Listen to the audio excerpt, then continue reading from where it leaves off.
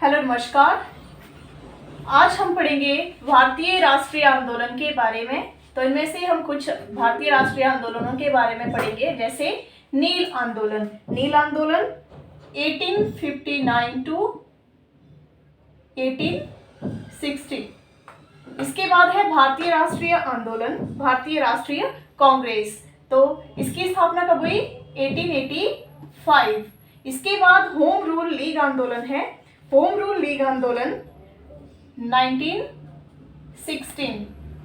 Next है Rowlatt act. Rowlatt act 1990। Next है जलियांवाला बाग हत्याकांड, वर्ष 1919। नेक्स्ट है खिलाफत आंदोलन, वर्ष 1919 से 1920। और इसके बाद हम नेक्स्ट पढ़ेंगे असहयोग आंदोलन 1920 से 1922।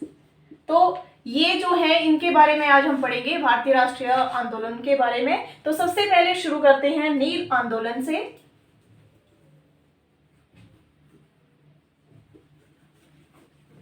नील आंदोलन, नील आंदोलन जो है ब्रिटिश नील उत्पादकों के उत्पीड़न से परेशान बंगाल तथा बिहार के किसानों ने नील आंदोलन आरंभ किया। ठीक है, जो नील आंदोलन था ये कैसे आरंभ हुआ? ब्रिटिश नील उत्पादकों के उत्पीड़न से परेशान बंगाल तथा बिहार के किसानों ने नील आंदोलन आरंभ किया। और इस आंदोलन की शुरुआत कब हुई? इस आंदोलन की शुरुआत दिगंबर तथा विष्णु विश्वास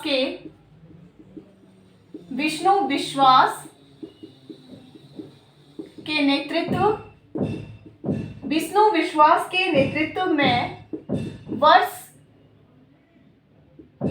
1859 ईस्वी में बंगाल के नादिया जिले में गोविंदपुर गांव में हुई। ठीक है, तो ये शुरुआत कब हुई?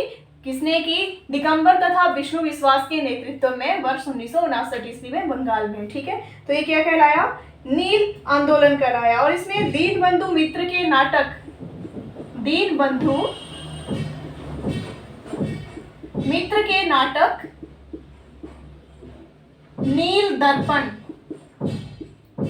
नील दर्पण में नील आंदोलन की पृष्ठभूमि बताई गई है और बंगाल के बुद्धिजीवी वर्ग जैसे हिंदू पेट्रियाट के संपादक हरीश चंद्र मुखर्जी ने अखबारों में अपने लेख द्वारा तथा जनसभाओं के माध्यम से क्या किया? विद्रोह के प्रति अपने समर्थन को व्यक्त किया है। और नील विद्रोह भारतीय किसानों का पहला सफल विद्रोह या कालांतर में भारत के स्वाधीनता संघर्ष में यह सफलता की प्रेरणा बन गया। तो ये क्या कहलाया? नील आंदोलन कहलाया। ठीक है, इसके बाद नेक्स्ट है भारतीय राष्ट्रीय कांग्रेस।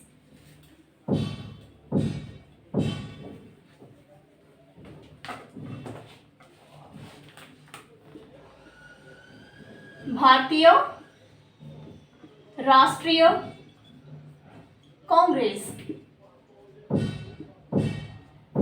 1885 ईस्वी। भारतीय राष्ट्रीय कांग्रेस एक सेवानिवृत्त ब्रिटिश अधिकारी A.O. ह्यूम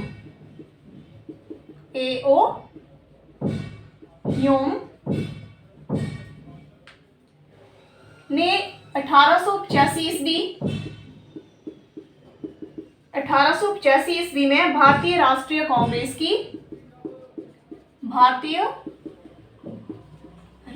कांग्रेस की स्थापना की।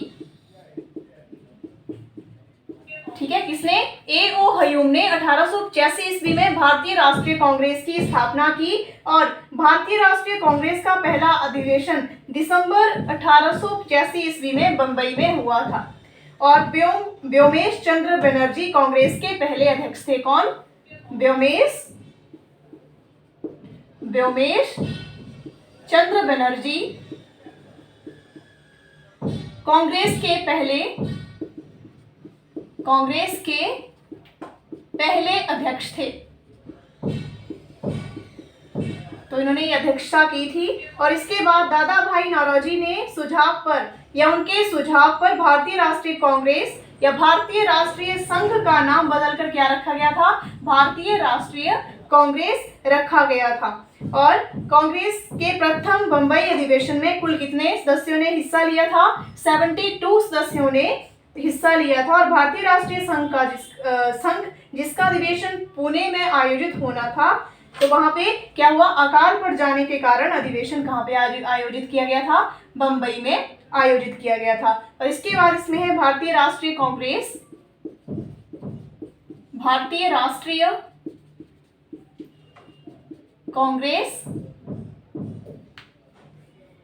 की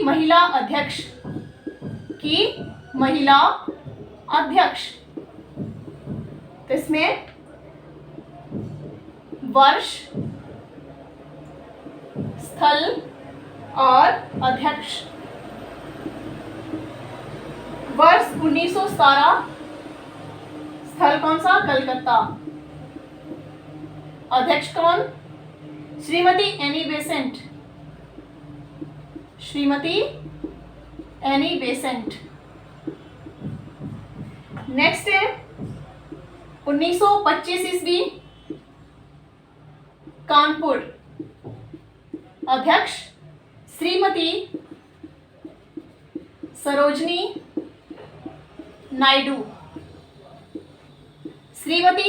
नायडू।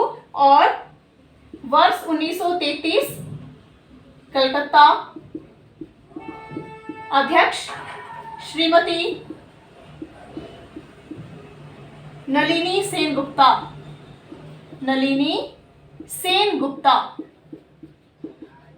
तो ये क्या रही? भारतीय राष्ट्रीय कांग्रेस की महिला अध्यक्ष रही हैं। ठीक है। इसके बाद 1985 ईस्वी से वर्ष 1907 ईस्वी तक कांग्रेस में उदारवादी नेताओं का दबदबा रहा, लेकिन आगे गर्मपंथी नेताओं ने प्रमुखता इसमें प्राप्त की थी। और इसके बाद इसमें उदारवादी नेता संवैधानिक तरीके से, मतलब जो उदारवादी नेता थे वो क्या करना चाहते थे? संवैधानिक तरीके से भारत में सुधारों की मांग कर रहे थे, जबकि जो गर्मपंथी नेता थे वो स्वराज की मांग को मुख्य उद्देश्य बनाना चाहते थे। और इसी तरह जो उदारवादी कांग्रेसी नेता थे वो कौन कौन थे? दादा भाई नौरोजी, सुरेंद्रनाथ बनर्जी, फिरोज शाह मेहता, गोविंद रनाडे, गोपाल कृष्ण गोखले इत्यादि, ये कौन थे?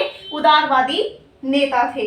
और गर्मपंथी कांग्रेसी नेता जो थे बाल गंगाधर तिलक, बिपिन चंद्र पाल तथा लाला लाजपत राय प्रमुख इसमें थे। तो ये क्या कहलाया? भारतीय राष्ट्रीय कांग्रेस, जिसकी स्थापना 1885 ईस्वी में हुई। इसके बाद नेक्स्ट हम पढ़ेंगे होम रूल लीग आंदोलन।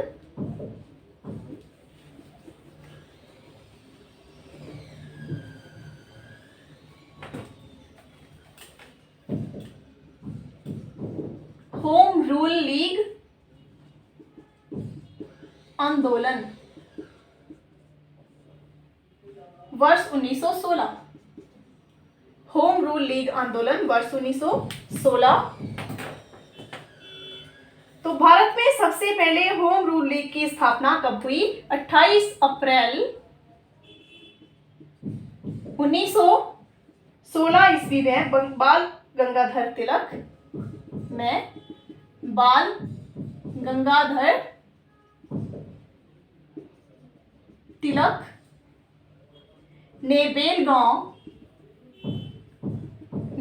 बेलगांव पूना में की। तो इससे ये क्या बताया यहाँ पे? 28 अप्रैल 1916 ईस्वी में बाल गंगाधर तिलक ने बेलगांव पूना में किसकी? होम रूल लीग की स्थापना की थी। ठीक है, स्थापना की। इसमें तिलक ने मराठा तथा केसरी नामक समाचार पत्रों का क्या किया? संपादन किया। और सितंबर 1916 ईस्वी में एनी बेसेंट ने Akhil Bharatiya home rule league का गठन कहाँ किया? मद्रास में किया। और जॉर्ज अरुंडेल इस होम रूल लीग के मुख्य सचिव बनाए गए थे।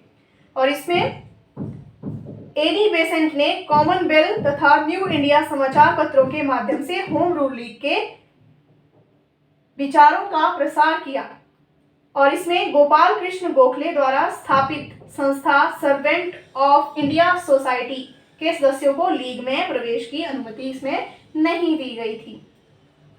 और इसमें बेसेंट की लीग की सर्वाधिक शाखाएं कहाँ थी? मद्रास में ही थी, और लेकिन सक्रियता बंबई, उत्तर प्रदेश के कुछ हिस्सों तथा गुजरात के ग्रामीण क्षेत्रों में इसमें थी। तो ये क्या कहलाया? होम रूल लीग आंदोलन कहलाया। इसके बाद नेक्स्ट हम पढ़ेंगे रॉलेट एक्ट के बारे में। रॉलेट एक्ट वर्ष 1919। रॉलेट एक्ट वर्ष 1919 में ब्रिटिश सरकार ने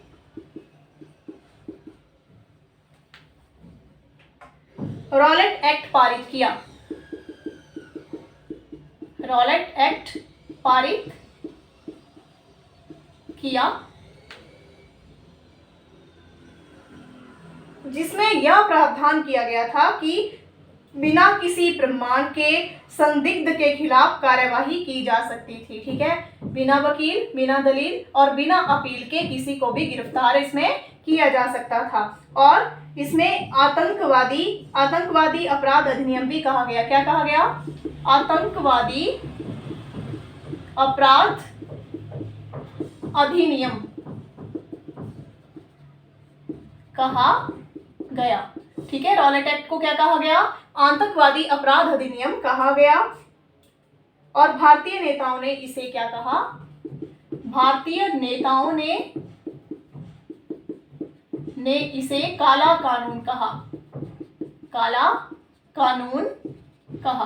रॉलेट एक्ट को क्या कहा? भारतीय नेताओं ने काला कानून कहा। और 6 अप्रैल 1919 को रॉलेट एक्ट के विरोध में देश भर में हड़ताल की गई और गांधी जी ने इस कानून के विरोध में सत्याग्रह आंदोलन का प्रस्ताव पारित करवाया। तो ये क्या कहलाया?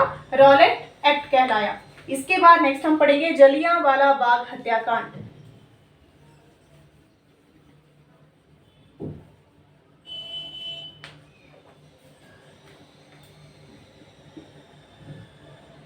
जलियांवाला बाग हत्याकांड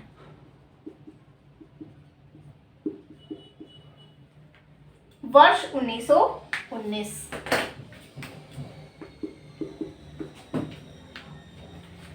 रॉलेट एक्ट के विरोध में आयोजित प्रदर्शन के दौरान पंजाब के लोकप्रिय नेता सैफुद्दीन किचलू तथा सत्यापाल को गिरफ्तार किया गया था। इस गिरफ्तारी कौन कौन थे? पंजाब के लोकप्रिय नेता सैफुद्दीन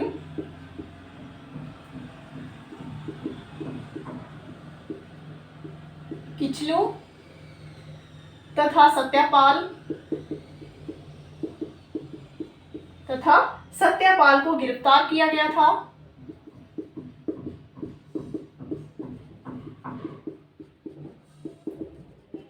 ठीक है, तो इसमें क्या था? रॉलेट एक्ट के विरोध में आयोजित प्रदर्शन के दौरान किसे? पंजाब के प्रसिद्ध लोकप्रिय नेता सैफुद्दीन किचलू तथा सत्यापाल को गिरफ्तार किया गया था। इस गिरफ्तारी के विरोध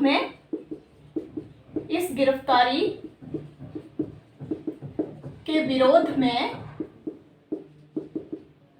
13 अप्रैल 1919 को अमृतसर में जलियांवाला बाग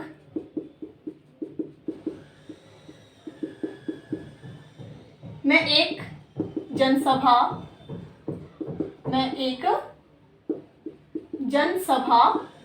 आयोजित की गई जिस पर general Michael O'Dwyer general Michael O'Dwyer ने गोलियां चलवाई।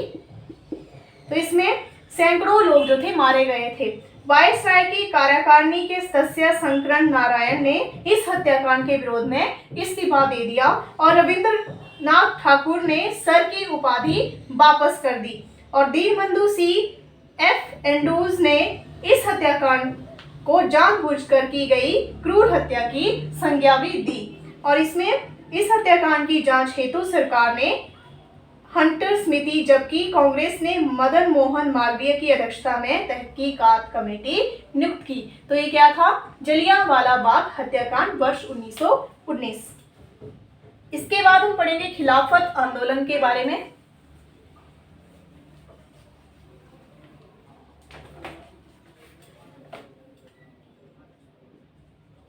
खिलाफत आंदोलन वर्ष 1919 से 1920 ईस्वी। तो खिलाफत आंदोलन जो है, प्रथम विश्व युद्ध के बाद वर्साई की संधि के प्रावधानों के अनुसार तुर्की में खलीफा के पद को समाप्त कर दिया गया था। तो इसमें प्रथम विश्व युद्ध के बाद वर्साई की संधि के प्रावधानों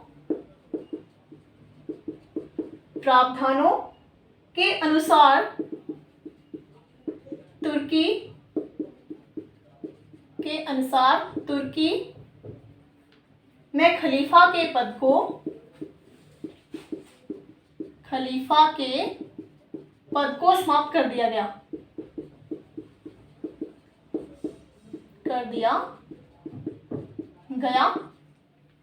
और भारतीय मुसलमानों ने इसे इस्लाम का अपमान बताया। इसलिए जब प्रथम विश्व युद्ध के बाद वर्साई की संधि के प्रावधानों के अनुसार तुर्की में किसे खलीफा के पद को समाप्त कर दिया गया था, तब भारतीय मुसलमानों ने इसे इस्लाम का अपमान बताया और वर्ष 1919 में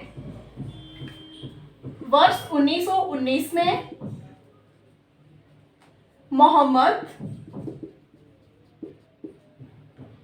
अली तथा शौकत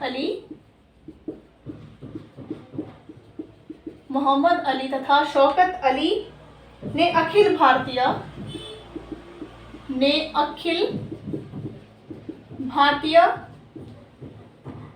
खिलाफत कमेटी का गठन किया। किसके द्वारा गठन किया गया?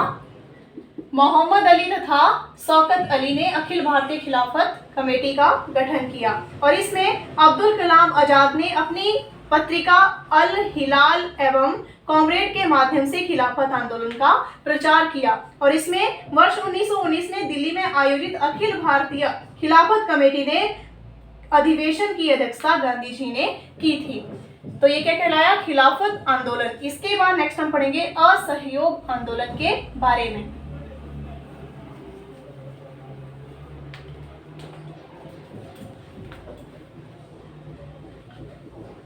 असहयोग आंदोलन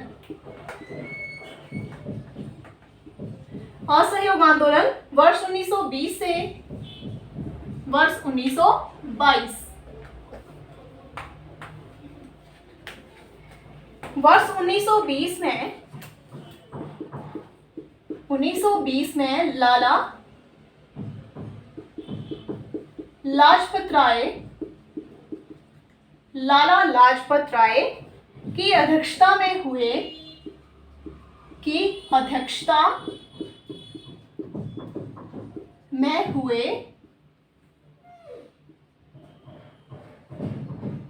कलकत्ता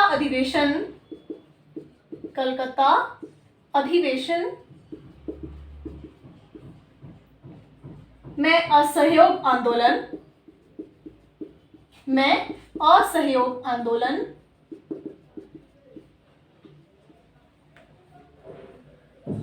का प्रस्ताव पारित किया गया।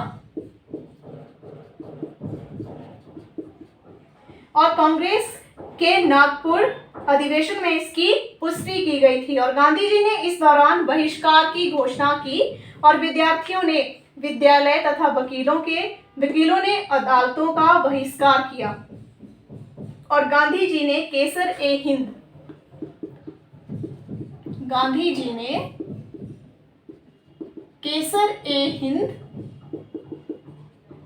की उपाधि लौटा दी। क्यों लौटा दी? क्योंकि क्या किया गया था, गांधी जी ने इस दौरान जैसे ही बहिष्कार की घोषणा की तब विद्यार्थियों ने विद्यालय तथा वकीलों ने आंदोलन जो अदालतें थी उनका बहिष्कार किया, इसलिए गांधी जी ने केसर ए हिंद की उपाधि लौटा दी। और 17 नवंबर 1921 को प्रिंस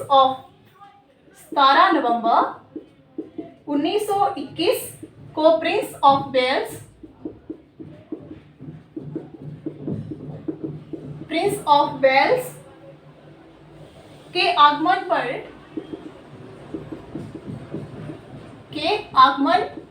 पर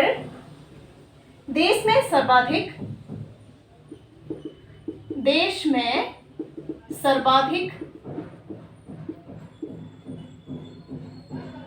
हड़ताल की गई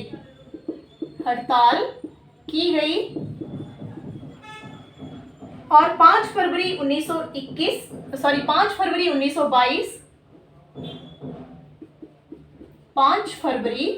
1922 को चौरी चौरा में आंदोलनकारियों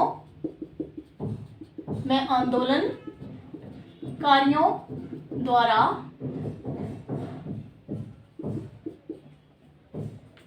पुलिस स्टेशन जलाए जाने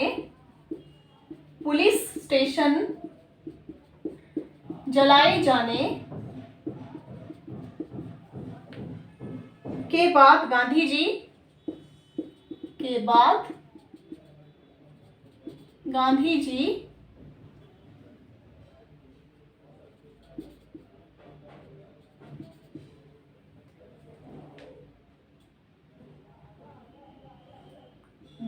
जी ने असहयोग आंदोलन स्थगित करने की घोषणा